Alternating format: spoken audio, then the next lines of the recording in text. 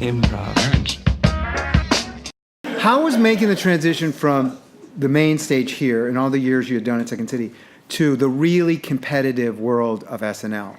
Yeah, it's so funny because they're both sketch, and you think, oh, you just seamlessly go from one to the other, but they're actually really different in terms of the writing process and the style of the scenes that get picked. So like here you write everything, at least we did, just through improvising, like on your feet, and then you try it out, or you'd be based on audience suggestion. You would never be just sitting in an office writing a scene. And then when you get to SNL, you're just like in front of a computer, and it's a whole different, because I think I come up with much better stuff in the improv way, but when I'm sitting there, it's just harder. So, and then also, like in terms of, I think at Second City you could have more of a slowly developing scene, and at SNL you need more punchline. Like it has to kind of get laughs right away, sort of, unless it's every so often like a more weird one passes through. But for the most part, you need to have like actual punchlines a lot, and that took some getting used to.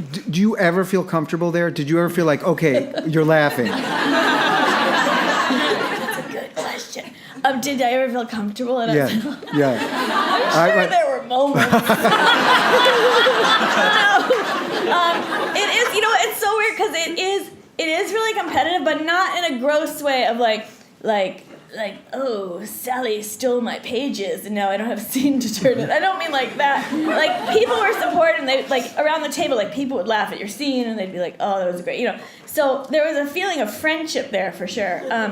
But it was just like when I was there, the cast was really huge, and so someone was always going to be out, not participating. And so if that was you for like 1 week, 2 weeks, 3 weeks, it really starts to mess with your head, because then when you're trying to think of a scene, it's not just like, oh, this would be funny. You're like, I've got to think of something.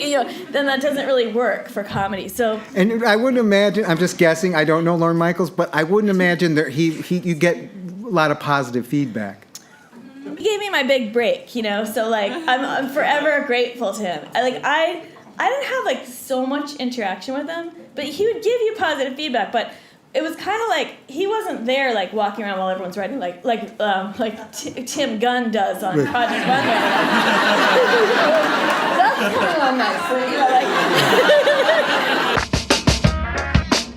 Improv Nerd. Improv Nerd.